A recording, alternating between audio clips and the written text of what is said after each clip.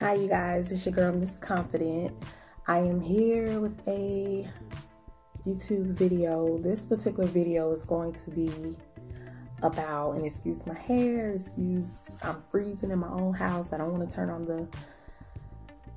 the heat because my daughter, she stays hot at night, and I'm the same way, but I go through these phases where I'm so cold and then I get hot when I wake up in the morning, to the point where I'm like having an anxiety attack. So like I said, this YouTube video, well, I actually don't know if I said it. That's a part of what I'm about to even talk about. But this particular YouTube video is going to be about fibromyalgia. I was diagnosed with fibromyalgia last year, if I'm not mistaken. It's probably been about a year, or maybe over a year, a little over a year, maybe 2 years. Actually, probably about 2 years now, officially diagnosed with fibromyalgia after doing so many tests and so many things to try to find out what was wrong with me. I do have other illnesses, but I'm gonna just talk about fibromyalgia in this particular video for those suffering, or those who think that they may be suffering from it, even those who don't know what's wrong with you and you're searching YouTube to try to see symptoms and to try to hear someone's story who actually has it. I was diagnosed by a rheumatologist with fibromyalgia. My story is basically I would say it started in 2011 or 2012. I was going to so many doctors trying to figure out like what was wrong with me. I had problems with my back. I had problems with just being in pain all the time. Well, actually, it did not start with overall pain, like pain all over my body like it is now. It started with me just one day out of the blue, my knee went out. I think it was my left knee. It just like, I started limping. I was at work, I was limping. My boss was like, what's wrong? You know, is anything wrong? I'm like, I don't know. Like, I was just fine this morning, and now it's lunchtime, and I'm sitting here limping. So I decided after a few days that it did not go away and I could barely walk on it. I decided to go to urgent care, or what we call it here where I'm from, Alabama, primary care. Excuse me. And I went to primary care, and they were like, the doctor came and examined me, and they were like, he was like, well, at that time they didn't do any x-rays or anything like that, but he said visibly he can see swelling. He did like a test where he told me to straighten both of my legs, and the knee that was inflamed, I could not even straighten it like all the way. It was just bent like this. And I didn't even notice it when he was telling me to do it. And when he pointed it out, I was like, wow, I didn't even notice that.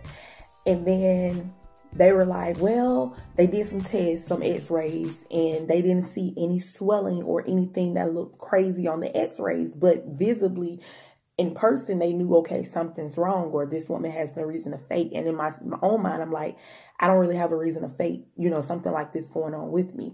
So they asked me, did I injure myself? Did I fall? Was I in an accident? And I'm like, no. I think they even insinuated, like, are you facing any abuse? Which I definitely understand. They have to ask those questions. And I'm like, no. So they was like, well, we're going to give you a brace. We're going to give you a brace and things like that. A brace that I could not afford, by the way. I wasn't about to pay hundreds of dollars for a knee brace. And I would say probably about a week after that, it just went away. It completely went away. When I had to take some time off of work, so a couple of days, because I could not walk on it and it hurt so bad. And when I came back, everybody was asking me, my boss was like, what happened? Did you get some pills? Did, some pain medication? Did this? And I'm like, no, it went away. So because it went away, I didn't pay any attention to it. Flash forward, I started having really bad back pains. I went to the ER again, to my doctor. I got referred to another doctor that said that they saw I had some enlarged muscles on my back. But besides that, they couldn't find anything. I later got referred to a doctor. I'm trying to see the name, like the professional name of the doctor.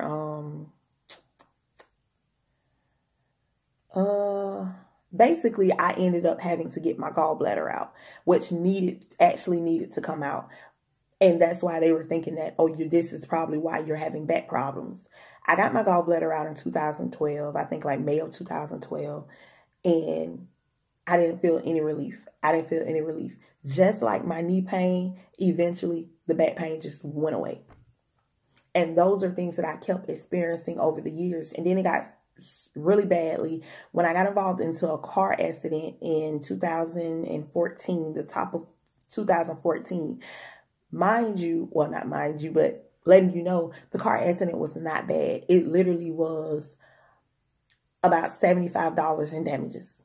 So I'm thinking, okay, because at first I was like, maybe, the car accident did something to me, but I'm like, no, it was just too minimum.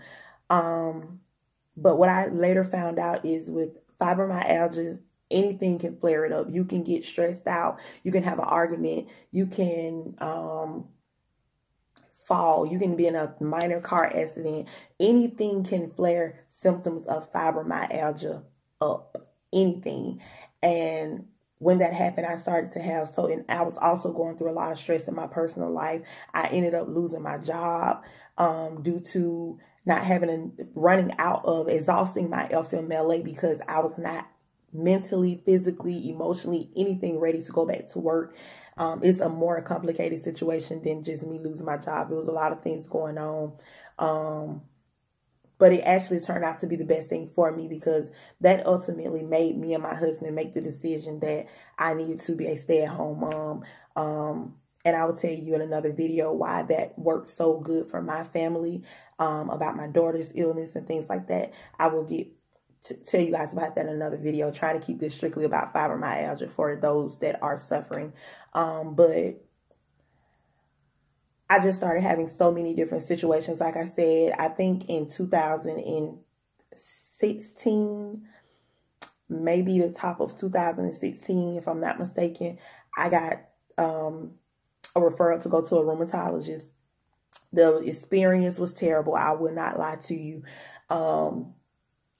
The diagnosis itself of fibromyalgia, I got told at an instant I had fibromyalgia. Before any test was done, any x-rays, any blood was taken, I instantly was told, you have fibromyalgia. I know that for a fact.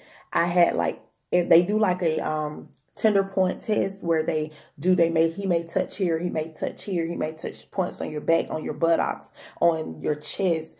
All of that is hurting right now. That's so sad, but it is. When I just did that, but tender point spots on your legs, on your hips, and all these things that I'm thinking of, like I'm telling you guys, not thinking of, but I'm telling you guys, is literally hurting. Like my knee is literally hurting right now. My hips are hurting. When I did that, that's hurting. And basically the tender point test that he did on me, I basically had every point that was like, and at the time of him doing, and I'm sorry if I'm talking, ouch, that hurt. But I'm sorry if I'm talking fast, but I'm just trying to make this video not be so long. Because I don't have I haven't yet purchased like a camera, so I can't edit these videos just yet, but I'm going to get to that. So I'm sorry once again if I am talking very fast. If you have any questions or any inquiries, you can comment down below. You can message me, any of the above, and I will answer those to the best of my capabilities about my experience with fibromyalgia and symptoms and things of that nature. But yeah, so the tender point test that he did on me, I basically, in other words, flunked it.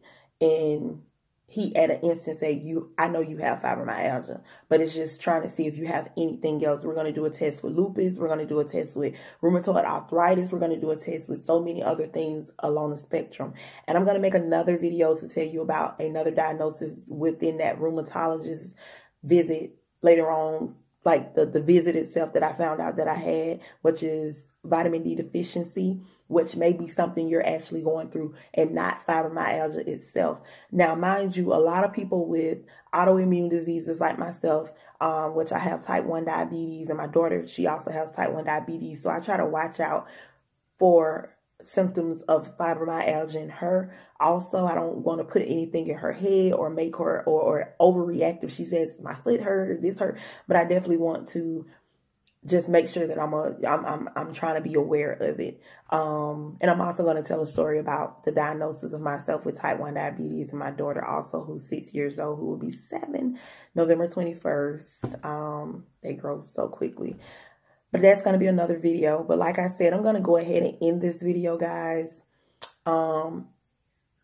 If you want any more information, if you want my opinion, I'm not a professional. I'm not a doctor. I'm not any of those. I can only just tell you my experience and the diagnosis. And I do know people personally that also have fibromyalgia. And I can tell you their symptoms, my symptoms. You can tell me your symptoms and I can let you know my opinion, whether or not, hey, that sounds like you may have it, or hey, check this out, just from my personal opinion. But I'm going to go ahead and end this video. And like I said, if you have any inquiries, questions, comments, please just let me know. All right, bye.